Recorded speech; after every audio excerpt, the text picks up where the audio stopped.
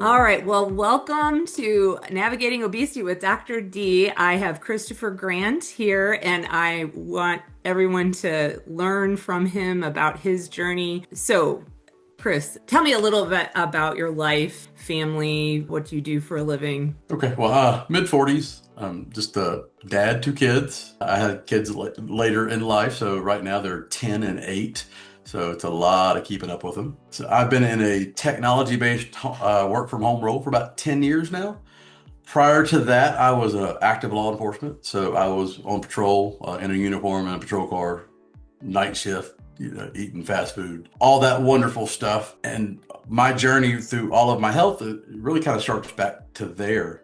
I've been up and down with my weight for, oh my gosh, years. I've always managed it really well. I'm a runner, so I love to run. I've never been a fast runner, but I understand the whole runner's high. I understand the whole runner's family, the runner's mentality. I love it. I run 2 races a month. I still do it. I've been doing that for 10 years. I mean, that's dealing with life, dad stuff, kids, work, you name it. That's my exciting life. So, when you were on nights working as an active law enforcement, if someone knew you or met you back then, what would they not have guessed you were struggling with? Oh, my weight, obviously. It was just one of those things where I've always been the quote, big guy. You always hear that. Oh, he's always I was a big kid and became a big guy. While I never thought I was out of shape, I really was, but I compensated well. I mean, I struggled, in my mind with it. I would try to control it, I mean, to the best of my ability. And I would go through spurts. I'd lose a little bit of weight, and then I'd gain weight. And so that was always that constant struggle with me that probably most would have been shocked that I struggled with. So, do you mind sharing what do you consider your highest weight? Oh, my highest. Oh gosh, that was my I was a detective for about a year. As a detective, you show up in the morning, you eat breakfast, and you eat lunch with everybody, and you sit at a desk a lot. I mean, that's a lot of what your job is. I probably reached about 350 pounds at 5'11" when I was a detective, and that scared me, especially when I came back to the road and when I was promoted. And I said something had to change, and that was probably at this point 12 or 13 years ago. Okay. And so before we met, you had already been very successful in your weight loss. Do you remember, was it 2 years ago that we met? About a year and a half ago, we Year and a met. half ago. Okay. And you had gotten to where weight wise? Okay, so I want to give a shout out to one of my supervisors at the police department. Okay. So when I left the detective ranks and went back to the patrol ranks, I was a sergeant. We started a shift competition, The Biggest Loser, Nice. and he put his own money behind it. You lose the most weight, he's going to give you money. So I'm a competitive person. I won that competition and I won his money. So I lost about 65 pounds, 70 pounds during that about a 6 month stretch. And that was working out. That was when I started running a lot. That year was one 5K a month. That was the goal. And obviously some we had more. I ate right. I stopped drinking the sugary Cokes, a bunch of water. I went from about 350 to about 275. And I maintained that for a good chunk, a good couple of years, but it was work. I mean, I'm talking it was hard work. It just kind of up and down, and that kind of led into where we met a year and a half ago. I can talk about what led up to that if you want. Yes, I would love to hear Okay. that. So in October of 2024, I had started trying to lose weight in the summer of 2024, just because I was about 285 or so. Once again, I'm a big guy. And so I was doing well. I was running about a 12 and a half minute mile. For me, I was okay with that. I mean, I was finishing 5Ks in an okay time for me. I was losing weight, doing well. My father passed away in October of 2024. And when that happened, just something happened in me. I don't want to say I didn't care, but it's just, I spent time grieving and mourning and being sad and all that other stuff that's perfectly normal. And between October and January, I gained about 25 pounds. And it's just like, oh my goodness. At the same time, my wife had started taking a GLP-1 because she was unhappy with her weight, and it started falling off.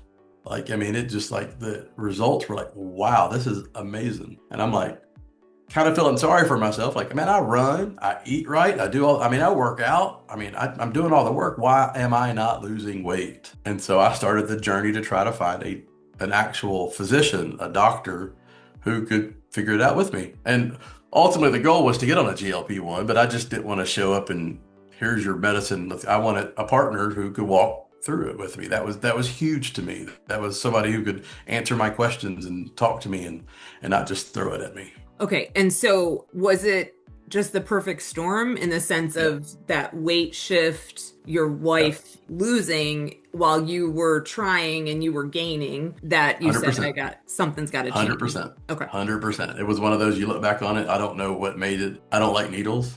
I never have. One of those where the thought of giving myself a shot was like, that's crazy talk. I could never, I don't like going to give blood. What are you talking about? Labs? Oh, no. Mm-mm. So it was just kind of that perfect storm. And I saw her doing it. And it was just like, man, if it works for her, it's got to work for me. That was my thought process. And that was just, everything just kind of lined up. And at the end of the story, it kind of like a little wink. I think my dad kind of helped me out a little bit. So kind of as far as, when all that happened and I started gaining weight, some of my labs kind of went haywire. And it was one of those where I think my dad's like, we got you. So it was a kind of at least that's what I tell myself. Do you mind sharing what went haywire with your labs? An insurance issue. When I met you and we started our journey, we initially said, "Hey, yep, you're good. Let's get you on an obesity medicine. We're okay. I've got insurance to work." We went through the process, denied. Okay, so we did some more stuff, denied. I called and got on the phone for an hour and figured out my plan did not cover obesity. So you being the genius that you are, was like, well, let's do some labs. Let's figure this out. So I went and did labs, and I've never had a high A1C. I went back and checked. My blood work has never been off the charts. It's never been like, oh my goodness. Maybe my blood pressure has been a little elevated in the past that we've talked about, but it's never been like an A1C. We're like, oh my goodness, because I went back and checked and took my labs. And I remember the appointment with you. You said, good news, bad news. My A1C was over 10. So that put me in the type 2 diabetic range. And it was one of those where, because it was no longer obesity, it was now a medication to treat type 2 diabetes. My insurance covered a different variant of the medicine. So it was one of those where I think that was my dad, like, hey, we got you. Like, go eat like poop for a couple of months. Let's study for this test and we'll ace the test. And I've done really well. I took it very seriously. I wore my glucose monitor. I changed my diet. I can tell you what spikes my blood sugar, what doesn't. My last set of labs, I was like a 5.1 for my A1C. So That it's is incredible change. Five yeah. points on your A1C. That is insane. I dropped like 3.5 in 3 months. It was Yeah. one of those where it was just, but once again, I put the work in. I didn't phone it in. It was hard work. It's some tough conversations with myself about what I eat and what I drink. I love my coffee, but I had to change what I put in my coffee. No more of that sweet creamer stuff, no more Cool Whip, no more of the sugary stuff in your drink. It was, protein shakes, and it was sugar-free coffee. It was work. I will say that it was hard work. So you used a continuous glucose monitor to help guide you to figure out what foods were not your friend and what Oh foods yeah. were your friends. Anything surprise you, like doing that? Any foods that you were shocked that your body didn't really get along with? Just my morning coffee. I really Okay. didn't think coffee with Cool Whip in it would 100% like send it. It was like, I think it was like the reduced fat Cool Whip. Like, I'll be smart and I'll do the low cal. Now it was one of those where you could see it. And then the other one that really shocked me was like grape jelly. That's full of sugar anyways, but you know that. But it's like, oh, you don't have much on there. It's not like it's jelly with bread. It's bread with jelly. Right. And it was really unique because I like numbers. I'm a data guy. And so I'd look at the charts and I'd follow the charts, and I could, one day we'll do the jelly and it spikes, and the next day you don't and it doesn't. Like, well, that's got to be the correlation. You wait a week and you try it again, and same thing, and you just knock that out. Next thing you know, you start knocking all these things that just spike it. And it's like, wait a minute, this is actually getting better. That rolling average of your A1C, or the GMI, I think that's what my glucose monitor called it, it slowly starts dropping and Right. dropping. And then for me, like I said, I'm competitive. I want to win and I want to come in first. And seeing it drop, I wanted to drop more. and more. So I mean, so it all just kind of fed into what I was, like I said, I knew what I wanted to accomplish. I knew Right. that. I knew I wouldn't go from 100% to 0% in a day. I wanted to go 100. Let's get to 98 and let's get to 95 and just take those small little steps, put all those small victories together and get to where I wanted to go. And I've done really well. Still working at it. It's always, I think it's always going to be something that I work with and have. I don't want to say struggle because I'm not struggling, but I think it's something that I'll always be aware of what I eat and how it affects my body. So you shared your A1C at 5.1, which is amazing. Where is your weight currently? I'm at 224 pounds, Wow. And and I so, and I started at 285 with you. yeah. So as an adult, is that a weight that you ever hung out at? No, Okay. I haven't been this since high school. Okay. And so that's something that I like to point out to people is, that's great. You were there, once upon a time when you were not maybe fully matured, but a lot of people have numbers in their head that they've never ever been. And so we want some realism. You work out a lot. You run. Do you do any weightlifting? Yes, I've And started that, and that's actually my weight hasn't moved much in probably the last 2 months because I have been lifting. uh Because I'm trying to eliminate any of the sagginess of where I've lost the weight here. And so my weight's kind of either gone up or down. I mean, it just fluctuates. It's been in the same 3 or 4 pounds, which I'm good. But the thing I will notice is like my pant size. I went from about a 44 to 46 when I started with you to I'm at a 36, and those are big.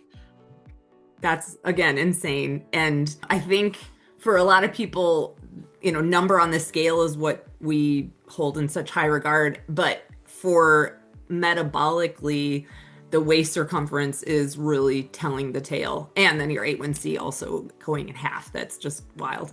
It's So, awesome. yeah, I mean, wonderful. Congratulations. And you are talking about a lifelong commitment. And that's another theme that I hear a lot of people talk about. Just give me a jumpstart doc. And I really love that you understand that this is probably going to be a lifelong commitment to your health. And I know you don't remember, but I told you I didn't want a jump start. I wanted a plan. I wanted a start point and an end point. The end point might be 10 years down the road, but I didn't want a jump start. I wanted somebody to be with me and hold me accountable. Just any number of things. And I've told you before in our sessions, and I've told you other times, but you changed my life 100%. I have to be around for my kids, and I was going at a clip where that A1C, that was bad, and I had to do something. Well, so I just opened the door. You have ran through, wholeheartedly, just really committed to your health. And I love, your commitment to your family, to yourself. You mentioned something about the running as a family. So are your kids into the running? Well, there's two instances of the running family. I mean, just the random people you run races with, Oh, okay. Uh-huh. that show up. That's a different type of strange. Because we all like to go out and run. We pay money to run races. I mean, come on now. But they've seen this journey. You might go 3 or 4 months without seeing one, and you show up, and they're like, "Holy smokes!" That feels really good. The other part of that is like my kids are now starting to do some of the 1Ks with me. Like I'll go run a Awesome. 5K and go get tired with that, and they'll do the little family fun run or one, Yeah. and then they'll do that with me. So I'll go run that with them as well. So I do think it's infectious. I do think it makes them want to get out more and do more. I think even my wife kind of wants to get out and do more, but she's a teacher and during the school year doesn't have time, but she sees it and not making anybody do anything. But I think it's just infectious to see somebody doing it. And I think I'm excelling at it for me. I'm running about a 9-minute mile right now. I'd never thought in a million years I'd ever run a 9-minute mile. I That's know some people are awesome. going to hear, they go, oh, no, that's slow. Awesome, it is slow. But for me, that is like a speed train. You cut over 3 minutes off your mile. Like that's Yes. wow, that's Yeah. impressive. Wonderful. So you had mentioned being scared of needles, and maybe that kind of played into your hesitation. Was there anything other than that I guess made you Well, concerned about medical treatment for obesity? that played a little bit. I've been afraid of needles since I've been young. Had a bad experience growing up as a kid in the hospital. So needles have never been my friend. I'm okay with them now. We made up. I'm okay with needles. And part of it was the stigma of, and it's a wrong stigma. Part of it is, oh, you're cheating. Put in the work. Don't cheat. Don't take the needle. Don't take the jab. You're cheating. As I learned very quickly that I had something not right inside of here. My A1C was wacky off. So my cheat is really correcting my A1C while it's having this other tremendous effect of weight loss. I've dove into so much about this. I didn't realize that Mounjaro was really a diabetic drug that just happened to have a secondary cause of, hey, you can lose some weight with this too. I didn't know that going in. It's just, I knew it was GLP-1. They give it and you lose weight. But yeah, it's just, I had to get over my head that I was cheating, and I wasn't. If you take medicine for a sinus infection, you're not cheating. You're taking medicine to correct an issue. If you take medicine for an ear infection, it's not cheating. It's fixing something wrong. And it's the same thing with this. I quickly got over that when after like 2 weeks, and I dropped like 3 pounds, and it was like I could see, and I just felt better. I got over that cheating aspect really quick, because it's not cheating. And like, it's more of a mental thing than anything else, but it's just, you hear that all the time. You don't need to cheat. You can eat right, and you can run. You can do all that and still not lose weight. So, any ideas of why people call it that, cheating? No, I don't even, I don't know. I wouldn't want to call it jealousy of like, hey, look at them, and I'm putting the work in over here. I'm doing all the work, and I lost 2 pounds. They gave themselves a shot and they lost 4 pounds. Granted, that's a gross simplification, but that would be an idea that maybe that could anger some folks or get some people antsy with it. I don't know why I thought it would be cheating. That's just what I heard over and over. It actually took a buddy of mine that I used to work with to say, get that out of your head. It's not cheating. It's, you got something wrong with your body. Go fix it. And so that's what I did. So my experience, because I've been in obesity medicine since the late 90s, there's a lot of bias against people who are struggling with obesity. I don't really understand the why of that. And then we take on that bias. So that's called implicit weight bias. And so we try to protect ourselves from what others are saying.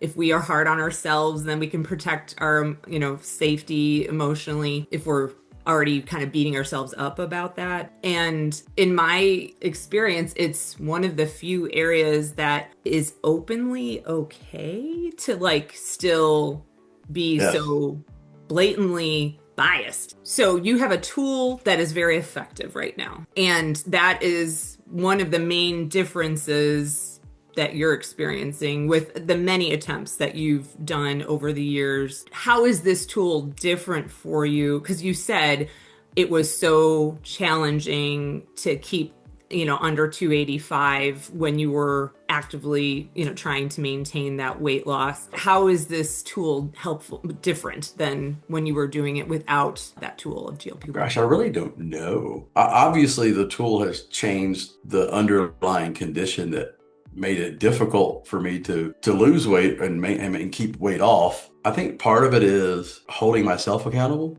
I'm going to the doctor. I'm getting the medication. I'm going through all this stuff. I'm paying out of pocket. If I'm doing all this, I need to do the follow-up with it. I need to take my medicine. I need to make sure that I'm doing what I can do. Because if not, then I'm just giving money after nothing. It's not worth it. That's part of it. And honestly, the overarching part of it is my kids. I want to play with them. I want to run around. I want to jump around. I want to go out to their school and throw a ball with them and not be out of breath. And there's just a lot of stuff that goes with it. And it's just the self-awareness that I have a powerful tool in my arsenal. I need to use it. It's 100% powerful. It is. That's it changed my life. So is it you're less hungry using that tool? Are you more full using that tool? Has your taste buds changed using that tool? Okay, taste buds haven't changed. Haven't changed. Okay. Okay. I still like the same stuff. Less full or more, or not less hungry or more full. In the beginning, I was less hungry when I started. It was to the point where I had to force myself to eat. It's one of those, if you don't eat enough, it's just as bad as eating too much. I had to force myself to eat. And probably now I'm so used to the updated allowances. That's normal for me. I don't overeat anymore. Okay. And there's twofold. One, I don't want to. I can count the number of times I've overeaten on my hand that I've gotten really, really upset stomach because the medicine will let you know, hey, dum dum, you overate. Let's go put you in a little bit of stomach pain for about 30 minutes to kind of put you in timeout. Like I said, in the beginning, I just wasn't hungry. I think now I'm just used to it. I eat a good breakfast, a protein shake for lunch, and then a good balanced dinner. And I still have ice cream every now and then because everybody's got to have ice cream. But that's a good question. I would probably say I'm just less hungry. Less hungry. Well, that's a good question. Because I mean, looking back when I was in patrol or even working at home on a computer, you get up and go get a snack. Okay, an hour later, it's time for lunch. An hour later, another snack. And it's just all of that's gone. I don't even want food during the day anymore. That's just gone. So I would probably say less hungry. Sorry to dig deep for that one. Sorry. No, that's okay. It happens so fast, and then our brains are not meant to keep an auditing constantly of how things were. And then a year and a half ago compared to now, like we can barely remember what we had to eat like yesterday or 2 days before. So it's very challenging, and the system isn't set up to like keep that, kind of information available. So anything surprise you about this process? How quick it was. Honestly, it was one of those where nothing drastic the first week of the medication. The second week, I didn't want to eat at all. And then it's okay. You force yourself to eat and you drink a bunch of water. And that third week, it kind of starts coming off because you're dropping a bunch of water weight probably. And when that happens, you get amped up, and then your work, at least for me, my workout's kind of amped up a little bit. And then it's like you started working together. And it was just really quick how I just got into a good groove with it. I was shocked that I was willingly able to stab myself with a needle. Okay, let's talk about that for just a sec. I have a fear of needles. I still have to like talk myself through getting my blood drawn. I was a pincushion as a kid. Do you feel still every week when you have to do the shot, like, do you have to talk yourself up to it, or it's really not that big of a deal anymore? Not that big a deal anymore. Yeah. And I will say though, I was more fearful of the glucose monitor than I was of the Mounjaro. I did the one thing they told you not to do is when you take the cap off, they tell you not to look in it to see the needle inside the glucose monitor. And the first thing I did was look, and I was like, that was rough. So don't do that. Don't do that. Don't look inside your glucose. Don't take the cap off and look at what's getting ready to poke you. But as far as for the Mounjaro, my wife had been doing different medication. And so I'd seen her do it, and it didn't hurt her. And I was like, oh, okay. And she was doing it in her stomach. And I'm like, okay, how bad could that be? And it wasn't. I mean, it pinches every now and then. But that glucose monitor on the back of your arm, nope. I shouldn't have looked. All right. So note to everyone, don't look at that. And it's not bad. You don't even feel it. But it was the mental aspect of it. Right.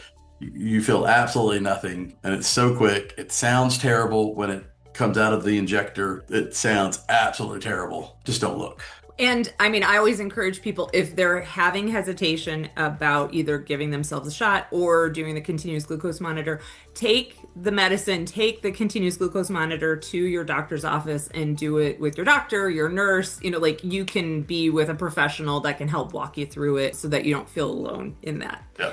All right. Well, what does success look like for you now? To be frank, I think I'm living it right now.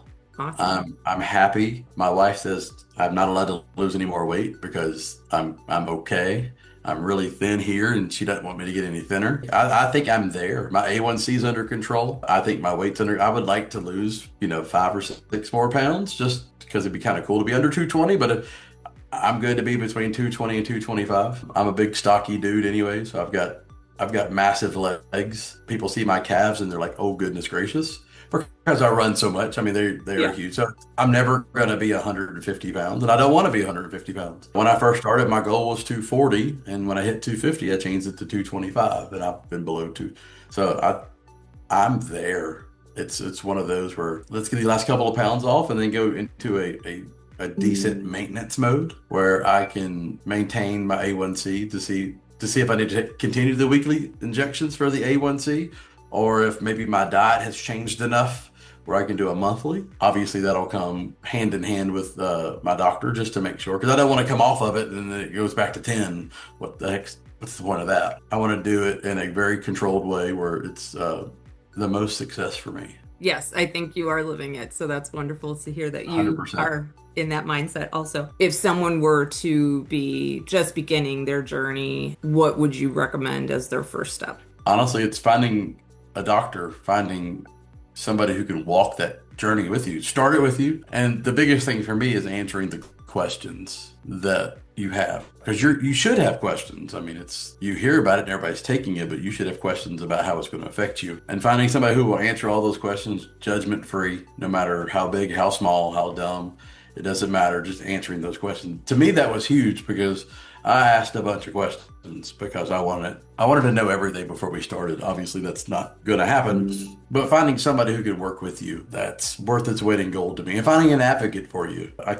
can't stress that enough. So when you have insurance issues or you have pharmacy issues or you have issues, somebody who's done it before and who's willing to walk through it with you, that is huge. So to piggyback on that, I would say someone who has done their board certification, abom.org is a great place to start. A lot of primaries are happy to like try to get things going because I spent 6 months in primary world again and working with others who wanted to help their patients, but they just didn't have the resources, the knowledge to navigate, the insurance because that is really, really challenging. And so The prior authorization stuff was, yeah. I mean, and you knew what you were doing, and it still took us probably a week and a half to 2 weeks to figure out why it was being denied on the first instance for not allowing obesity medication. Just like flat out, the plan doesn't allow it. There's no way around it. Instead of them just telling us that, it was a whole bunch of language that, for when I didn't it took me calling people, and I would have given up if it wasn't for somebody like you who was fighting for me and like, let's try this, let's talk to this person, let's ask this. And once we figured out what it was, we kind of changed our approach. Like, hey, let's get labs. Let's see what else is going on. It was more than just, okay, we're dead end, let's stop. It was, let's see what else is going on. Yeah, and I would say currently less than 40% of people have access to GLP-1s for the disease of obesity. There are some interesting things coming down the pike, and as more medicines are added to the toolbox, I think cost, if someone doesn't have access through their insurance, paying out of pocket is going to come down. It's still pretty hefty cost, but it is improving. And so I would say don't take one person's word for it. If you Absolutely. are committed and really want help, you can find someone who will walk the path with you. But your primary may be where you start, and then you might need more specialized care if you run into some roadblocks. And the only other thing I would add to somebody just starting out, we're in an age of let's get on the internet and go read about other people's experiences. Take them with a grain of salt because you're either hearing, in my opinion, the really, really, really good ones or the really, really, really bad ones. You're not hearing about that 90% in the middle that's working 100% well. There's no issues, there's no complications, there's very minimal side effects. So while the internet's great for resources, like let's see what's going on, just understand that you're only getting those two different ends of the spectrum. And like I said, I've been all over the forums, I've been all over the message board, and I've seen both ends of the spectrum. And if you're not aware of that, you can get caught up on either side of it. It's the best in the world or it's the worst in the world. That is a really strong point. I think we get distracted with a lot of what's happening on the internet and it can not share the full story. So that's part of why I wanted you to share your story. So Chris, thank you so much for opening up and sharing kind of inside what's been going on for the past over decade for you.